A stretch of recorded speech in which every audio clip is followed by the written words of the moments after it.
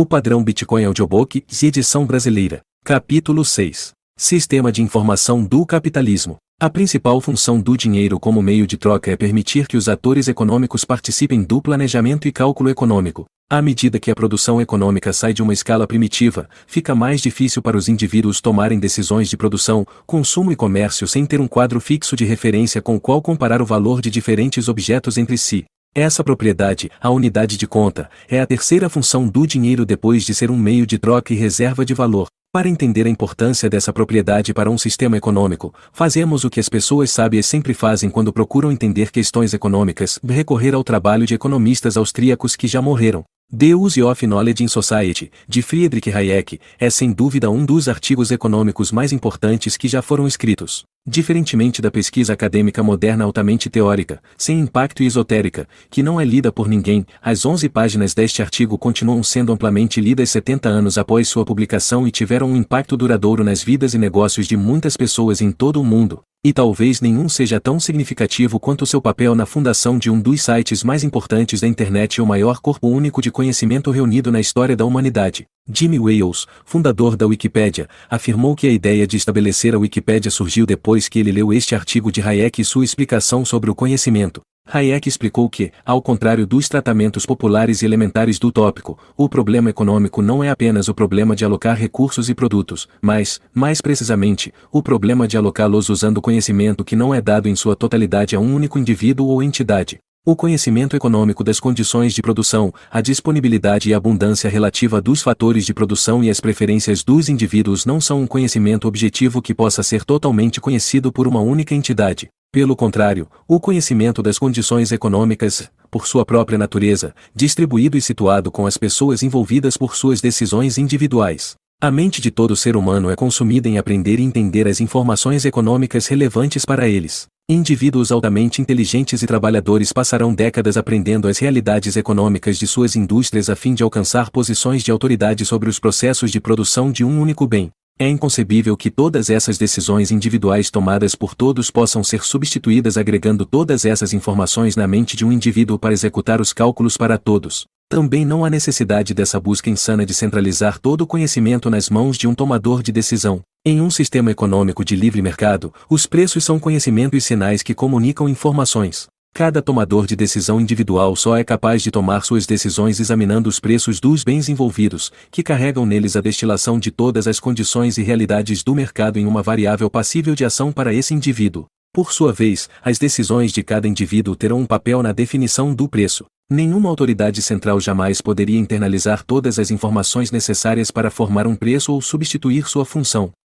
Para entender o ponto de vista de Hayek, imagine o cenário de um terremoto que danifica seriamente a infraestrutura de um país que é o maior produtor mundial de uma commodity, como o terremoto de 2010 no Chile, que é o maior produtor mundial de cobre. Quando o terremoto atingiu uma região com extensas minas de cobre, causou danos a essas minas e ao porto marítimo por onde são exportadas. Isso significou uma redução na oferta de cobre para os mercados mundiais e imediatamente resultou em um aumento de 6,2% no preço do cobre. Qualquer pessoa no mundo envolvida no mercado de cobre será afetada por isso, mas elas não precisam saber qualquer coisa sobre o terremoto no Chile e as condições do mercado para decidir como agir. O aumento do preço em si contém todas as informações relevantes de que precisam. Imediatamente, todas as empresas que precisam de cobre agora têm um incentivo para demandar uma quantidade menor, atrasando compras que não eram imediatamente necessárias e encontrando substitutos. Por outro lado, o aumento do preço dá a todas as empresas que produzem cobre em qualquer lugar do mundo um incentivo para produzir mais, para capitalizar em cima do aumento de preço.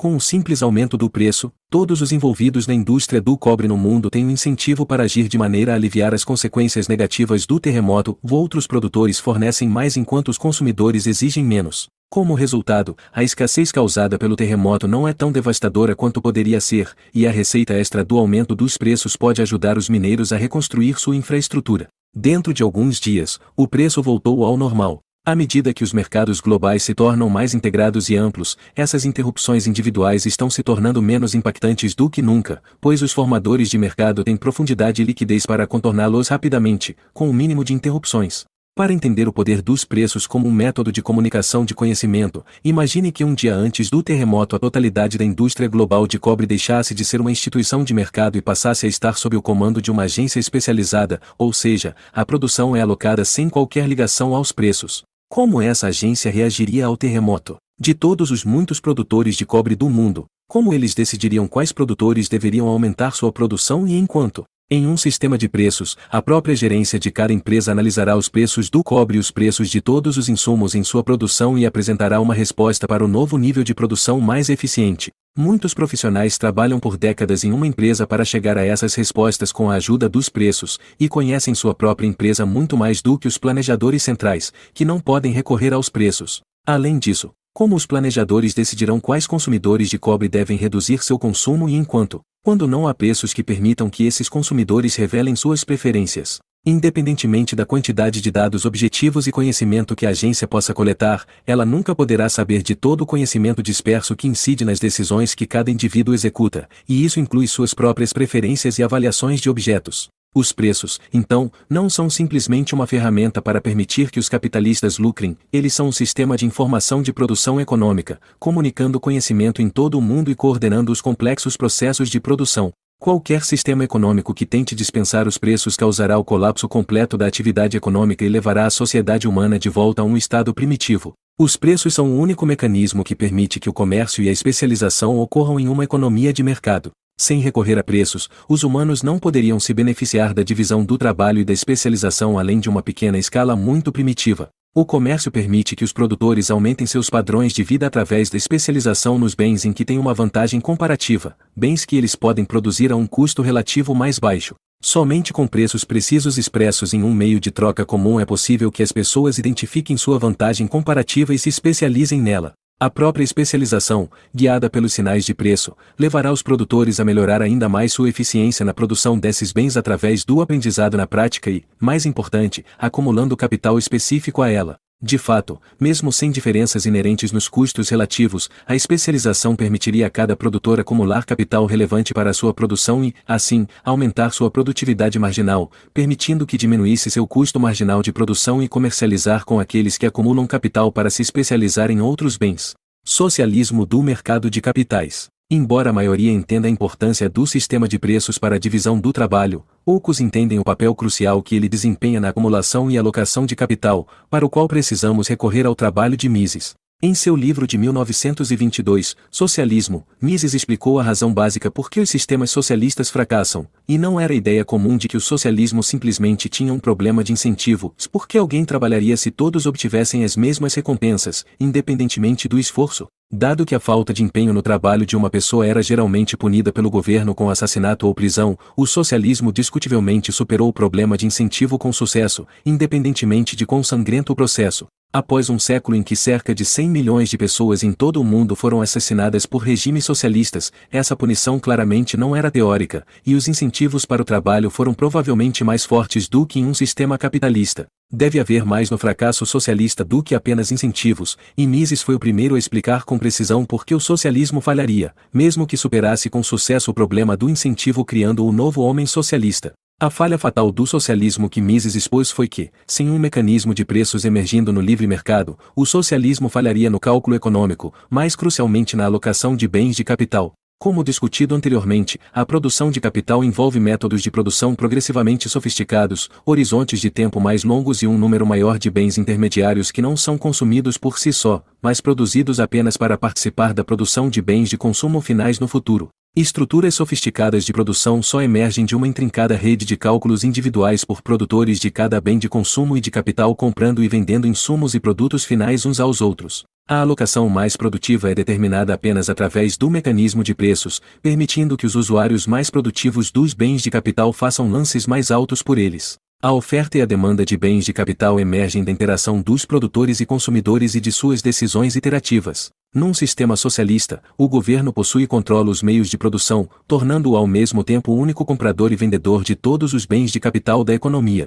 Essa centralização sufoca o funcionamento de um mercado real, tornando impossíveis as decisões com base em preços. Sem um mercado para o capital onde atores independentes possam concorrer pelo capital, não pode haver preço para o capital em geral ou para bens de capital individuais.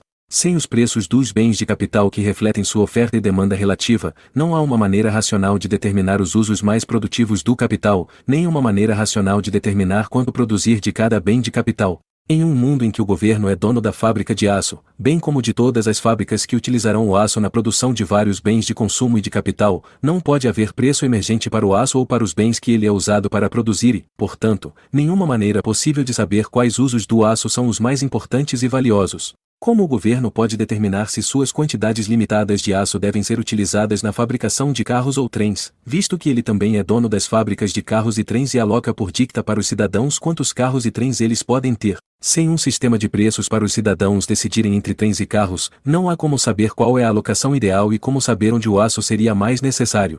Pedir aos cidadãos nas pesquisas é um exercício sem sentido, porque as escolhas das pessoas não têm sentido sem um preço para refletir o custo real de oportunidade envolvido em trade-offs entre as escolhas. Uma pesquisa sem preços descobriria que todos gostariam de ter sua própria Ferrari, mas é claro que, quando as pessoas precisam pagar, muito poucas escolhem as Ferraris. Os planejadores centrais nunca podem conhecer as preferências de cada indivíduo nem alocar recursos da maneira que satisfaça as necessidades de cada indivíduo. Além disso, quando o governo detém todos os insumos em todos os processos de produção da economia, a ausência de um mecanismo de preços torna praticamente impossível coordenar a produção de vários bens de capital nas quantidades certas para permitir que todas as fábricas funcionem. A escassez é o ponto de partida de toda a economia e não é possível produzir quantidades ilimitadas de todos os insumos. É preciso fazer trade-offs, de modo que a alocação de capital, terra e mão de obra para a produção de aço ocorra às custas da criação de mais cobre. Em um mercado livre, à medida que as fábricas competem pela aquisição de cobre e aço,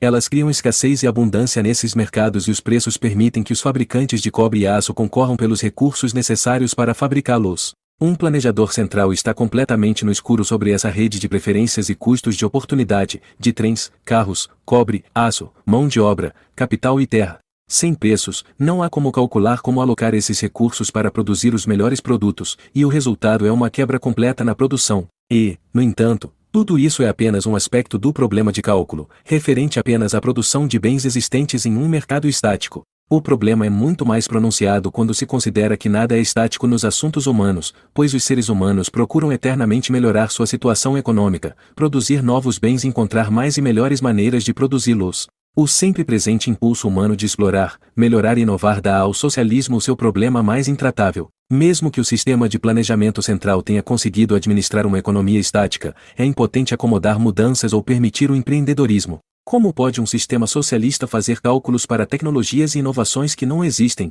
e como os fatores de produção podem ser alocados para eles quando ainda não há indicação de que esses produtos possam funcionar? Aqueles que confundem empreendedorismo e administração fecham os olhos para o problema econômico.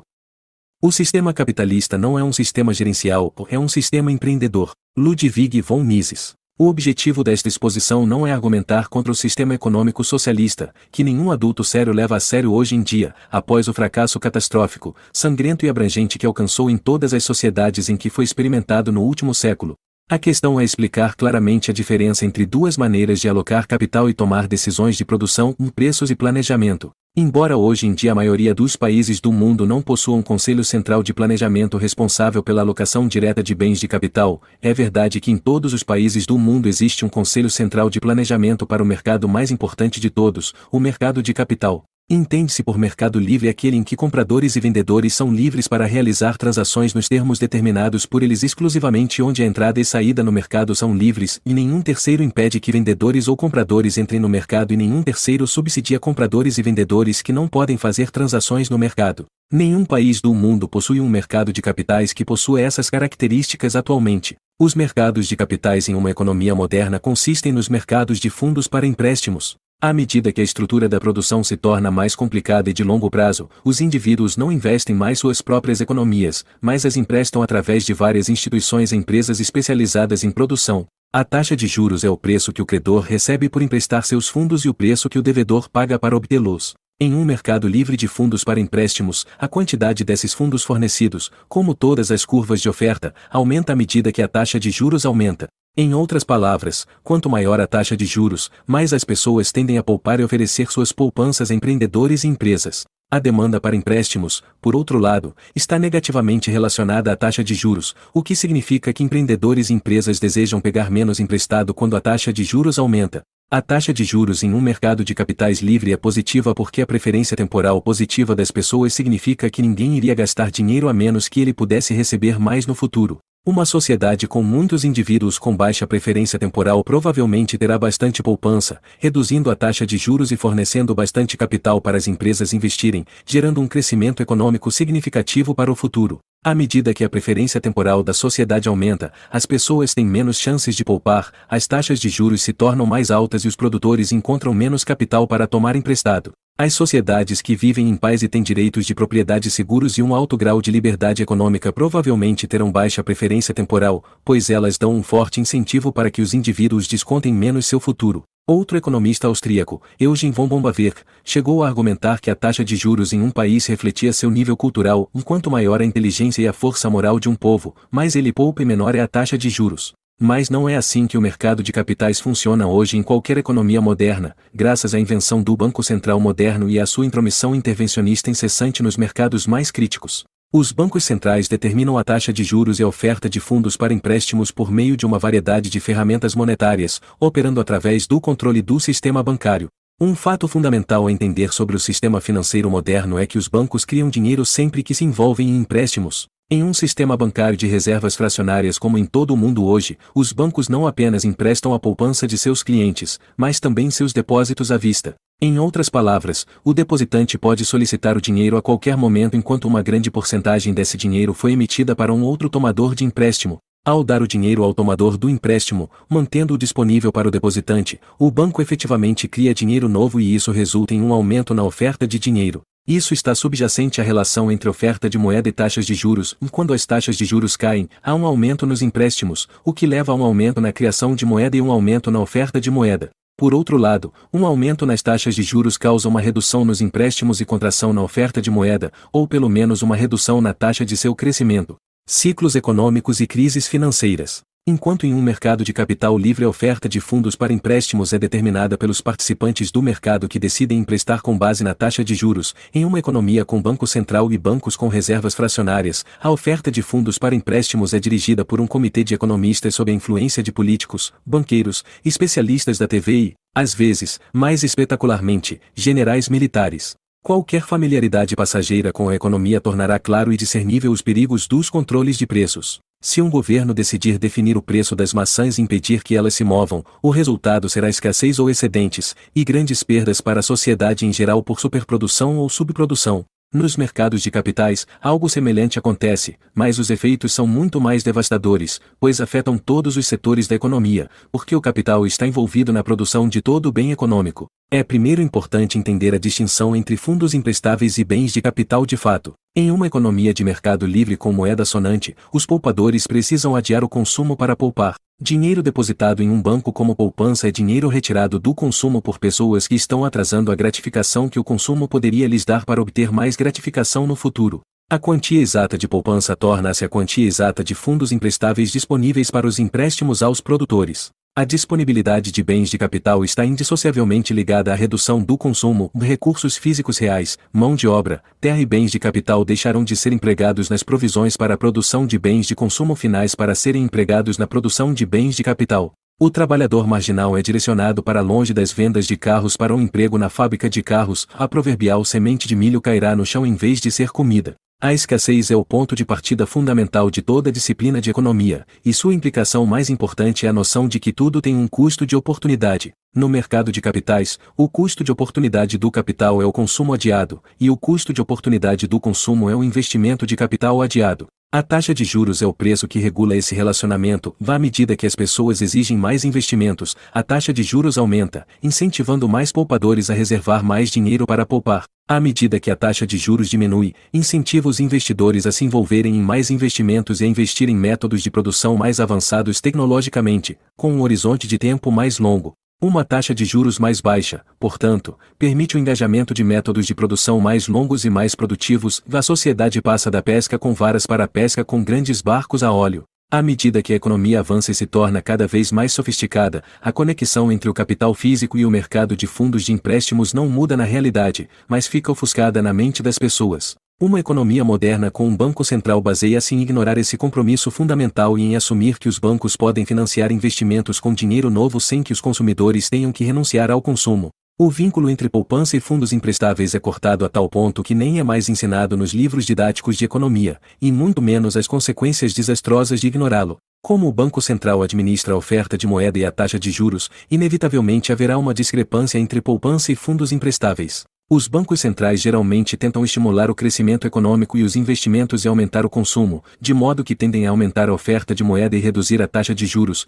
resultando em uma quantidade maior de fundos para empréstimos do que poupanças. A essas taxas de juros artificialmente baixas, as empresas assumem mais dívidas para iniciar projetos do que poupadores reservam para financiar esses investimentos. Em outras palavras, o valor do consumo diferido é menor que o valor do capital emprestado. Sem um consumo suficiente diferido, não haverá capital, terra e trabalho humano suficientes transformados de bens de consumo para bens de capital de alta intensidade para serem empregados no início do estágio de produção. Afinal, não há almoço grátis, e se os consumidores pouparem menos, haverá menos capital disponível para os investidores. Criar novos pedaços de papel e entradas digitais para superar a deficiência de poupança não aumenta magicamente o estoque físico de capital da sociedade, apenas desvaloriza a oferta monetária existente e distorce os preços.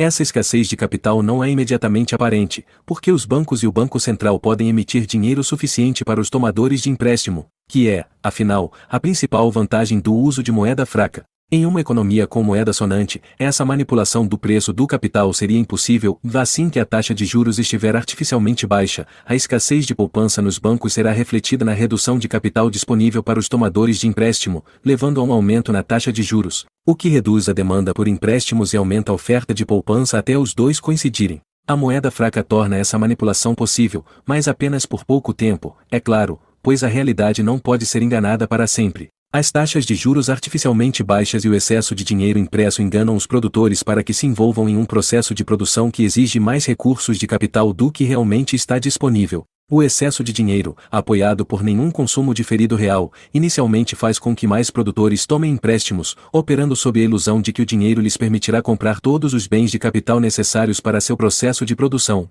À medida que mais e mais produtores estão concorrendo por menos bens e recursos de capital do que esperam existir, o resultado natural é um aumento no preço dos bens de capital durante o processo de produção. Este é o ponto em que a manipulação é exposta, levando ao colapso simultâneo de vários investimentos de capital que de repente se tornam inúteis com os novos preços de bens de capital. Esses projetos são o que Mises chamou de malinvestments, investimentos que não teriam sido realizados sem as distorções no mercado de capitais e cuja conclusão não é possível depois que os erros de alocação são expostos. A intervenção do Banco Central no mercado de capitais permite a realização de mais projetos devido à distorção de preços que fazem os investidores calcularem mal, mas a intervenção do Banco Central não pode aumentar a quantidade de capital real disponível. Portanto, esses projetos extras não são concluídos e se tornam um desperdício de capital desnecessário. A suspensão desses projetos ao mesmo tempo causa um aumento do desemprego em toda a economia. Essa falha simultânea e prolongada da economia em vários negócios que é chamada de recessão.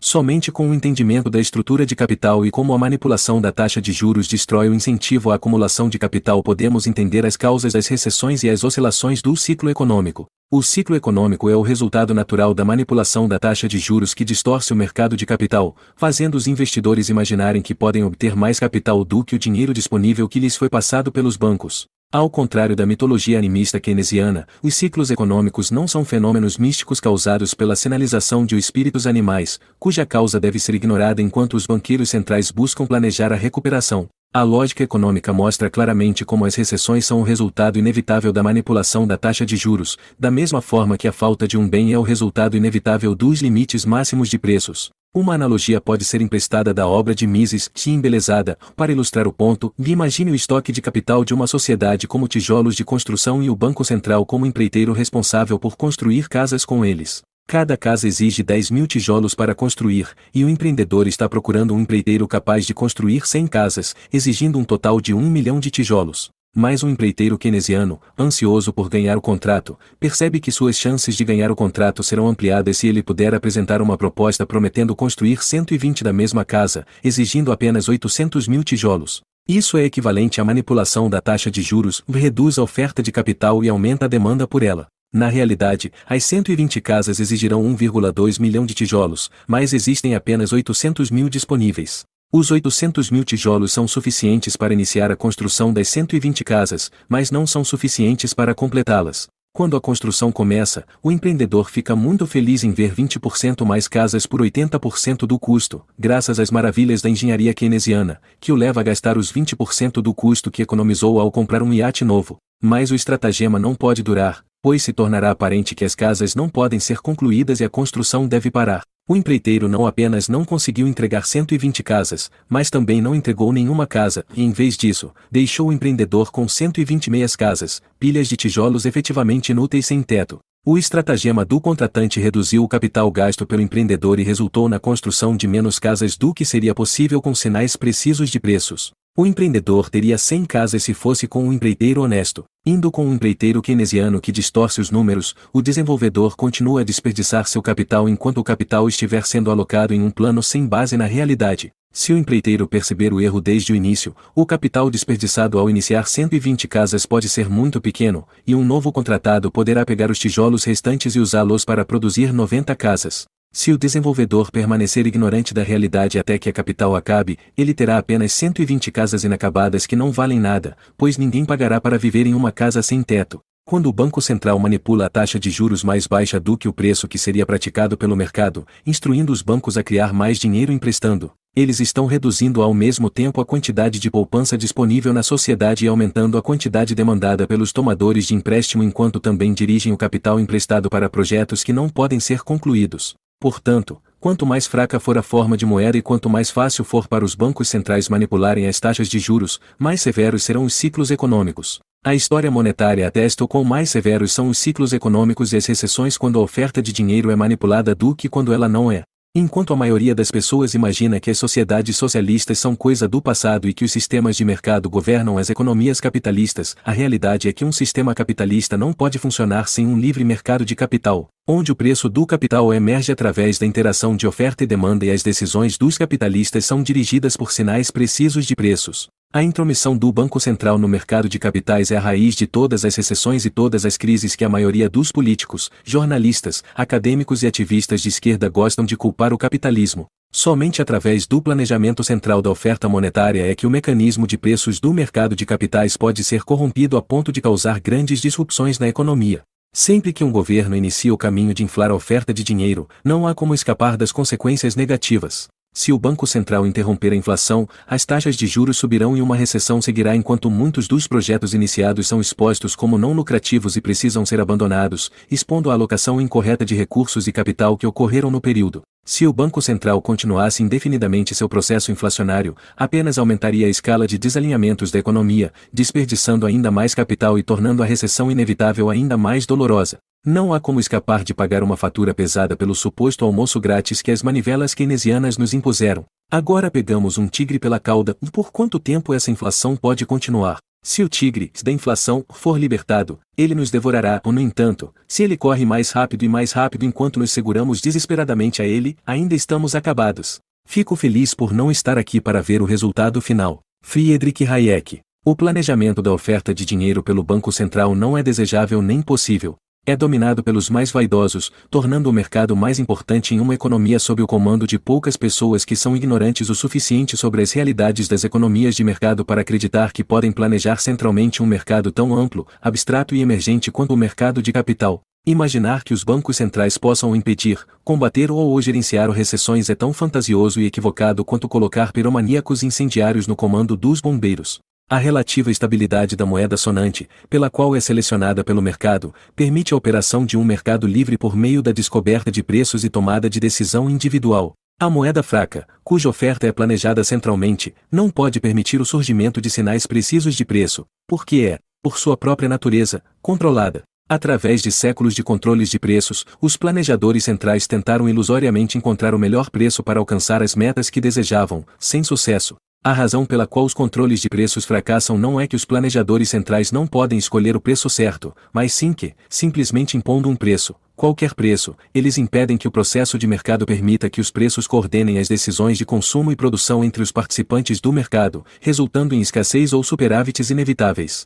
De maneira equivalente, o planejamento central dos mercados de crédito fracassará porque destrói os mecanismos de descoberta de preços dos mercados, que fornecem aos participantes do mercado os sinais e incentivos precisos para gerenciar seu consumo e produção. A forma que o fracasso do planejamento central do mercado de capitais assume é o ciclo de expansão e contração, conforme explicado na teoria austríaca do ciclo econômico. Portanto, não é de admirar que essa disfunção seja tratada como uma parte normal das economias de mercado, porque, afinal de contas, na mente dos economistas modernos, um banco central que controla as taxas de juros é uma parte normal de uma economia de mercado moderna. O histórico dos bancos centrais nessa área tem sido bastante abjeto, principalmente quando comparado a períodos sem planejamento e direção central da oferta de dinheiro. Fundado em 1914, o Federal Reserve dos Estados Unidos foi responsável por uma forte contração nas reservas em 1920-21 e, depois, pela rápida explosão de 1929, cujas consequências duraram até o final de 1945. A partir de então, as depressões econômicas tornaram-se uma parte regular e dolorosa da economia, recorrendo a cada poucos anos e fornecendo justificativa para a crescente intervenção do governo para lidar com suas consequências. Um bom exemplo dos benefícios da moeda sonante pode ser encontrado olhando o destino da economia suíça, o último bastião da moeda sonante, que manteve sua moeda atrelada ao ouro até sua decisão infeliz de abandonar a neutralidade global e se unir ao Fundo Monetário Internacional em 1992. Antes dessa data, a taxa de desemprego sempre era praticamente zero, praticamente nunca excedendo 1%. Depois que ingressaram no FMI, cujas regras impedem que os governos lastreiem o valor de sua moeda ao ouro, a economia suíça começou a experimentar os prazeres do dinheiro de mentira keynesiano, com a taxa de desemprego subindo para 5% em poucos anos, raramente caindo abaixo de 2%. Quando se comparam as depressões com períodos do padrão ouro, deve-se lembrar que o padrão ouro na Europa e nos Estados Unidos no século XIX estava longe de ser uma forma perfeita de moeda sonante, pois havia várias falhas nele, e, principalmente, que bancos e governos muitas vezes podiam expandir sua oferta de dinheiro e crédito além do ouro existente em suas reservas, causando expansões e retrações repentinas semelhantes às vistas no século XX, embora em um grau muito menor. Com esse pano de fundo em mente, podemos ter uma ideia muito mais clara da história monetária moderna do que é comumente ensinado nos livros acadêmicos desde a inundação keynesiana. O texto fundador do pensamento monetarista é considerado o trabalho definitivo da história monetária dos Estados Unidos, The Monetary History of the United States, de Milton Friedman e Anna Schwartz. Um tomo gigante de 888 páginas, o livro é impressionante em sua capacidade de reunir fatos, detalhes, estatísticas e ferramentas analíticas sem precisar fornecer ao infeliz leitor uma compreensão de uma questão-chave, as causas de crises e recessões financeiras. A falha fundamental do livro de Friedman e Schwartz é típica do pensamento acadêmico moderno, é um exercício elaborado para substituir o rigor pela lógica. O livro evita sistemática e metodicamente questionar as causas das crises financeiras que afetaram a economia americana ao longo de um século e, em vez disso, inunda o leitor com dados, fatos, curiosidades e minúcias pesquisados de maneira impressionante. A argumentação central do livro é que as recessões são o resultado de o governo não responder com rapidez suficiente a uma crise financeira, corrida bancária e colapso deflacionário, aumentando a oferta de moeda para reabastecer o setor bancário. É típico do bando libertário do Milton Friedman culpar o governo por um problema econômico, mas seu raciocínio falho o leva a sugerir ainda mais intervenção do governo como solução. O erro gritante no livro é que os autores nunca discutem o que causa essas crises financeiras, corridas bancárias e colapsos deflacionários da oferta monetária. Como vimos na discussão da teoria austríaca do ciclo econômico, a única causa de uma recessão em toda a economia é a inflação da oferta de moeda em primeiro lugar. Aliviados do ônus de entender a causa, Friedman e Schwartz podem então recomendar com segurança a própria causa como a cura. Os governos precisam intervir para recapitalizar agressivamente o sistema bancário e aumentar a liquidez ao primeiro sinal de recessão econômica. Você pode começar a ver por que os economistas modernos detestam tanto a compreensão da causalidade lógica, desmentiria quase todas suas soluções. Friedman e Schwartz iniciam seu livro no ano de 1867, de modo que, ao analisar as causas da recessão de 1873, ignoram completamente a pequena questão da impressão de greenbacks pelo governo dos Estados Unidos para financiar a guerra civil, o que foi a causa principal dessa recessão. Esse é um padrão que se repetirá ao longo do livro. Friedman e Schwartz mal discutem as causas da recessão de 1893, aludindo a uma demanda por prata devido ao ouro não ser suficiente para cobrir as necessidades monetárias da economia e depois inundando o leitor com trivialidades sobre a recessão naquele ano. Eles não mencionam o Sherman Silver Purchase Act de 1890, aprovado pelo Congresso dos Estados Unidos, que exigia que o Tesouro dos Estados Unidos comprasse grandes quantidades de prata com uma nova edição de notas do Tesouro. Vendo que a prata havia sido quase inteiramente demonizada em todo o mundo naquele momento, as pessoas que possuíam notas de prata ou do tesouro tentaram convertê-las em ouro, levando a um esgotamento das reservas de ouro do tesouro. Efetivamente, o tesouro havia se engajado em uma grande dose equivocada de expansionismo monetário, aumentando a oferta de moeda para tentar fingir que a prata era dinheiro. Tudo o que fez foi desvalorizar as notas do Tesouro dos Estados Unidos, criando uma bolha financeira que estourou com a retirada acelerada de ouro. Qualquer livro de história do período poderia deixar isso claro para qualquer pessoa com um entendimento superficial de teoria monetária, mas Friedman e Schwartz evitam de forma impressionante qualquer menção a isso. O tratamento do livro da recessão de 1920 ignora a grande dose de expansão monetária que tinha que acontecer para financiar a entrada dos Estados Unidos na Primeira Guerra Mundial. Apesar de não mencioná-la em suas análises, seus dados dizem que houve um aumento de 115% no estoque monetário entre junho de 1914 e maio de 1920. Apenas 26% disso foi devido ao aumento nas participações em ouro, o que significa que o restante foi impulsionado pelo governo, bancos e pelo Federal Reserve. Essa foi a causa central da depressão de 1920, mas isso também não foi mencionado. Mais curiosamente, porém, é como eles ignoram completamente a recuperação da depressão de 1920-21 que foi denominada a última recuperação natural ao pleno emprego ou pelo economista Benjamin Anderson, onde os impostos e as despesas do governo foram reduzidos e os salários foram deixados para se ajustarem livremente, levando a um rápido retorno ao pleno emprego em menos de um ano. A depressão de 1920 viu uma das contrações mais rápidas da produção na história americana, queda de 9% em um período de 10 meses, de setembro de 1920 a julho de 1921, e também a recuperação mais rápida. Em outras depressões, com keynesianos e monetaristas injetando liquidez, aumentando a oferta de dinheiro e aumentando os gastos do governo, a recuperação foi mais lenta. Enquanto todos tentam aprender a lição da Grande Depressão, os principais livros de economia nunca mencionam a depressão de 1920 e nunca tentam descobrir por que essa depressão teve uma recuperação tão rápida. O presidente da época, Warren Harding, tinha um forte compromisso com o livre mercado e se recusou a atender ao chamado dos economistas intervencionistas. Os maus investimentos foram liquidados e o trabalho e o capital neles empregados foram realocados para novos investimentos muito rapidamente. O desemprego logo retornou aos níveis normais precisamente como resultado da ausência de intervenção do governo para aprofundar as distorções que causará em primeiro lugar. Este é o flagrante oposto de tudo o que Friedman e Schwartz recomendam, e, então, também não é mencionado no trabalho deles. O capítulo mais famoso do livro, e o único que alguém parece ter lido, é o capítulo 10, que se concentra na Grande Depressão. O capítulo começa após o colapso da Bolsa de outubro de 1929, enquanto o capítulo 9 termina no ano de 1921. Todo o período de 1921 a outubro de 1929, que teria de conter qualquer causa da Grande Depressão, não é considerado digno de uma única página das 888 páginas do livro. Apenas brevemente, Friedman e Schwartz mencionam que o nível de preços não havia subido muito rapidamente durante a década de 1920, portanto, concluem que o período não foi inflacionário e, portanto, as causas da depressão não poderiam ter sido inflacionárias. Mas a década de 1920 testemunhou um crescimento econômico muito rápido, o que levaria a uma queda nos preços. Também houve forte expansão monetária, causada pelo Federal Reserve dos Estados Unidos tentando ajudar o Banco da Inglaterra a conter o fluxo de ouro de suas fronteiras, o que, por sua vez, foi causado pela inflação do Banco da Inglaterra que não permitiu que os salários se ajustassem para baixo. O efeito líquido de um aumento da oferta monetária e do rápido crescimento econômico foi que o nível de preços não subiu muito, mas os preços dos ativos subiram fortemente, principalmente imóveis e ações. O aumento da oferta monetária não se traduziu em um aumento de preços de bens consumíveis, porque o Federal Reserve estava direcionado a estimular o mercado de ações e habitação. A oferta de moeda cresceu 68,1% no período de 1921 a 1929, enquanto o estoque de ouro apenas 15%.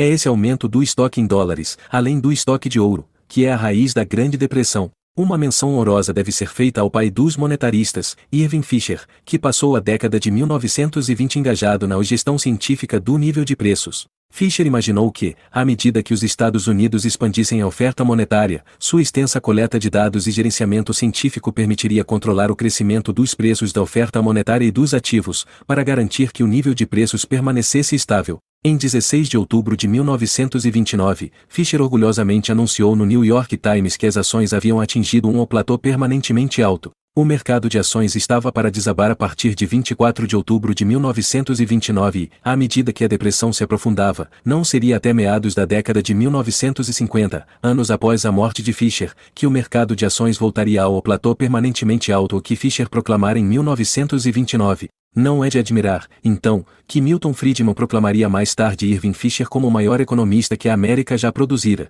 O crash ocorreu pela expansão monetária da década de 1920, que gerou uma enorme bolha de riqueza ilusória no mercado de ações. Assim que a expansão desacelerasse, a bolha inevitavelmente explodiria. Assim que estourou, isso significou uma espiral deflacionária, onde toda a riqueza ilusória da bolha desapareceu. À medida que a riqueza desaparece, uma corrida aos bancos é inevitável, à medida que os bancos lutam para cumprir suas obrigações. Isso expõe o problema de ter um sistema bancário de reservas fracionárias, é um desastre esperando para acontecer. Dado isso, seria apropriado que o Fed garantisse os depósitos das pessoas, embora não garantisse as perdas dos negócios e do mercado de ações. Deixar os bancos sozinhos a sofrer com isso, permitindo que a liquidação ocorra e os preços caiam, é a única solução. É verdade que essa solução envolveria uma recessão dolorosa, mas é exatamente por isso que a expansão monetária não deveria ter acontecido em primeiro lugar. Tentar evitar a recessão despejando mais liquidez nela só exacerbará as distorções que causaram a crise em primeiro lugar. A expansão monetária criou uma riqueza ilusória que alocou recursos inadequadamente, e essa riqueza deve desaparecer para que o mercado volte a funcionar adequadamente com um mecanismo de preços adequado. Foi essa riqueza ilusória que causou o colapso em primeiro lugar. Retornar essa riqueza ilusória à sua localização original é simplesmente remontar o castelo de cartas novamente e prepará-lo para outra queda maior e mais forte. Tendo descartado sumariamente a era que antecedeu 1929 como tendo alguma coisa a ver com a crise do mercado de ações, Friedman e Schwartz concluíram que foi apenas a reação do Fed à crise que a levou a se transformar em uma grande depressão. Se o Federal Reserve tivesse aberto as torneiras monetárias para banhar o sistema bancário com liquidez, argumentam eles, as perdas do mercado de ações teriam sido amplamente irrelevantes para a economia em geral e não haveria uma depressão maior. O fato de o Fed ter sido expansionista em responder a esta crise é ignorado no dilúvio de dados. Embora o Federal Reserve tenha tentado aliviar a escassez de liquidez no setor bancário, não pôde conter o colapso, não por falta de determinação, mas sim pelo colapso em toda a economia de investimentos de capital mal alocados, e pelas fortes políticas intervencionistas discutidas no capítulo 7. 3 questões importantes permanecem sem resposta neste trabalho gigantesco, expondo um buraco evidente em sua lógica. Primeiro, por que não há comparação entre as depressões de 1920 e 1929? A primeira não durou muito tempo, embora o Fed não tenha agido da maneira que os autores recomendam. Segundo, por que os Estados Unidos nunca sofreram uma crise financeira no século XIX durante o período em que não havia Banco Central, exceto nos 2 casos em que o Congresso ordenou que o Tesouro agisse como um banco central, da Guerra Civil com a impressão de greenbacks, e em 1890 após a monetização da prata? Terceiro, e mais revelador, como os Estados Unidos administraram um de seus períodos mais longos de crescimento econômico sustentado sem nenhuma crise financeira entre 1873 e 1890 quando não havia Banco Central, e a oferta de dinheiro era restrita e o nível de preços continuou a cair. Friedman e Schwartz mencionam apenas essa época de passagem, observando que a economia cresceu impressionantemente apesar da queda do nível de preços, sem se preocupar em comentar como esse fato emergiu diante de sua fobia de queda no nível de preços. Como Rotardler explicou, não há nada inerente ao funcionamento de uma economia de mercado que crie um problema persistente de desemprego. O funcionamento normal de um mercado livre testemunhará que muitas pessoas perdem ou largam seus empregos, e muitas empresas vão à falência ou fecham por uma ampla variedade de razões, mas essas perdas de emprego podem resultar em empregos e negócios recém-criados, levando a um número desprezível de pessoas involuntariamente desempregadas a qualquer momento. Como nos anos em que o padrão ouro não foi abusado no século XIX na Suíça antes de 1992. Somente quando um banco central manipula a oferta de moeda e a taxa de juros é possível que falhas de larga escala em setores inteiros da economia ocorram ao mesmo tempo, causando ondas de demissões em massa em indústrias inteiras, deixando um grande número de trabalhadores sem trabalho ao mesmo tempo, com habilidades que não são facilmente transferíveis para outras áreas. Como Hayek colocou, a causa das ondas de desemprego não é o capitalismo, mas governos que negam às empresas o direito de produzir bom dinheiro, base sólida para o comércio. No mundo da moeda sonante, bens e capital fluíam entre diferentes países quase da mesma maneira que fluíam entre diferentes regiões do mesmo país e de acordo com os desejos de seus legítimos proprietários, conforme acordado em trocas mutuamente benéficas. Sob o áureo de Júlio César, ou sob o padrão ouro do Banco de Amsterdã no século XVII, ou sob o padrão ouro do século XIX, mover fisicamente uma mercadoria de um local para outro era a barreira mais significativa para o comércio. As tarifas e as barreiras comerciais dificilmente existiam e, se existiam, constituíam pouco mais do que taxas para pagar pela gestão e manutenção de pontos de passagem de fronteira e portos marítimos. Na era da moeda fraca, como no declínio da Europa ao feudalismo ou na descida do mundo moderno ao nacionalismo monetário, o comércio deixa de ser uma prerrogativa dos indivíduos que transacionam e começa a se tornar uma questão de importância nacional, exigindo a supervisão dos senhores feudais ou governos reivindicando soberania sobre negociantes. Tão ridiculamente completa essa transformação da natureza do comércio foi que, no século XX, o termo livre comércio passou a se referir ao comércio realizado entre dois indivíduos além de suas fronteiras, de acordo com os termos acordados por seus respectivos governos, e não pelos indivíduos interessados. O abandono do padrão ouro em 1914, através da suspensão e limitação da troca de papel-moeda por ouro pela maioria dos governos,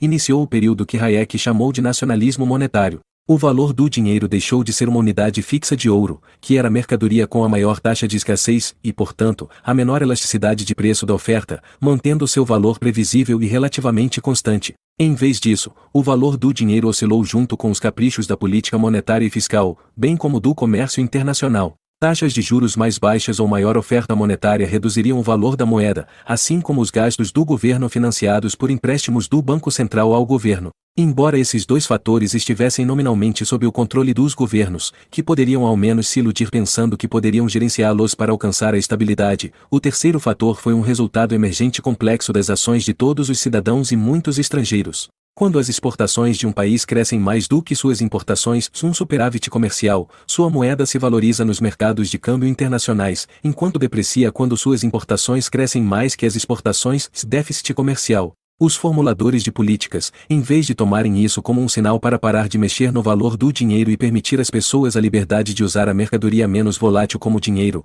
tomaram isso como um convite para microgerenciar os menores detalhes do comércio global. O valor do dinheiro, supostamente a unidade de conta com a qual toda a atividade econômica é mensurada e planejada, passou de ser o valor do bem menos volátil do mercado para ser determinado pela soma de três ferramentas políticas do governo: política monetária, fiscal e comercial, e, mais imprevisivelmente, pelas reações dos indivíduos a essas ferramentas políticas. Os governos que decidem ditar a medida de valor fazem tanto sentido quanto os governos que tentam ditar a medida de comprimento com base nas alturas de indivíduos e edifícios em seus territórios. Só podemos imaginar o tipo de confusão que aconteceria a todos os projetos de engenharia se o comprimento do medidor oscilasse diariamente com os pronunciamentos de um escritório central de medições. Somente a vaidade dos loucos pode ser afetada alterando a unidade com a qual eles são medidos. Reduzir o medidor pode fazer com que alguém cuja área da casa tenha 200 metros quadrados acredite que na verdade são 400 metros quadrados, mas ainda assim seria a mesma casa.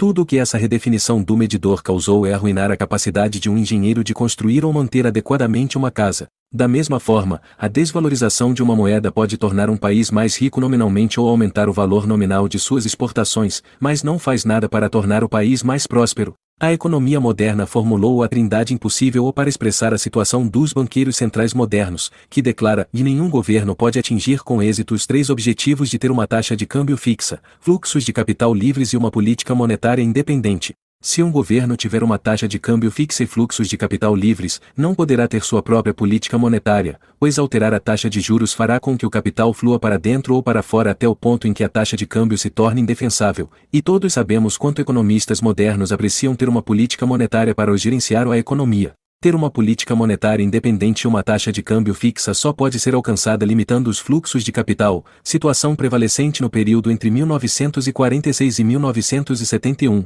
Mas mesmo isso não foi sustentável, pois o fluxo de mercadorias se tornou a maneira pela qual as taxas de câmbio tentariam corrigir o desequilíbrio, com alguns países exportando demais e outros importando demais, levando a negociações políticas para recalibrar a taxa de câmbio. Não pode haver fundamento racional para determinar o resultado dessas negociações em organizações internacionais, pois o governo de cada país tenta perseguir o interesse de seus próprios grupos de interesse e fará o que for preciso para fazer exatamente isso. Depois de 1971, o mundo passou a ter uma política monetária independente e fluxos de capital livres, mas taxas de câmbio flutuantes entre moedas. Esse arranjo tem a vantagem de permitir que economistas keynesianos brinquem com suas ferramentas favoritas para administrar economias, enquanto também mantém felizes as instituições financeiras internacionais e os grandes proprietários de capital. É também um grande benefício para as grandes instituições financeiras que geraram um mercado de câmbio no valor de trilhões de dólares por dia, onde as moedas e seus contratos futuros estão sendo negociados. Mas esse arranjo provavelmente não é benéfico para quase todo mundo,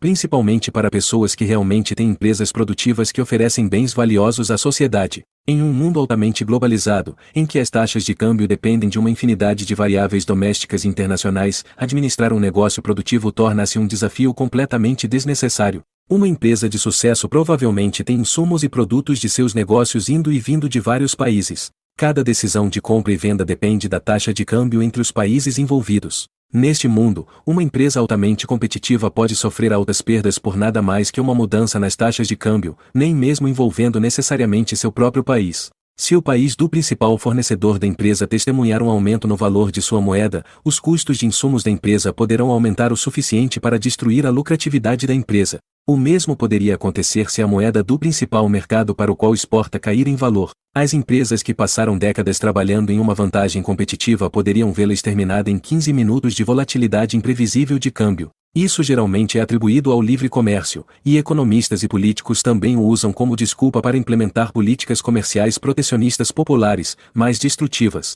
Com fluxos de capital livres e livre comércio construídos sobre uma base instável de areia movediça flutuante da taxa de câmbio, uma porcentagem muito maior dos negócios e profissionais de um país precisa se preocupar com os movimentos da moeda. Toda empresa precisa dedicar recursos e mão de obra para estudar uma questão de extrema importância sobre a qual não tem controle. Mais e mais pessoas trabalham especulando sobre as ações dos bancos centrais, governos nacionais e movimentação de moedas. Esse aparato elaborado de planejamento central e seus rituais correspondentes acabam atrapalhando a atividade econômica. Talvez um dos fatos mais surpreendentes sobre a economia mundial moderna seja o tamanho do mercado de câmbio comparado à atividade econômica produtiva. O Bank of International Settlements (BIS) estima que o tamanho do mercado de câmbio seja de US$ 5,1 trilhões por dia em abril de 2016, que chegaria a cerca de US$ 1.860 trilhões por ano.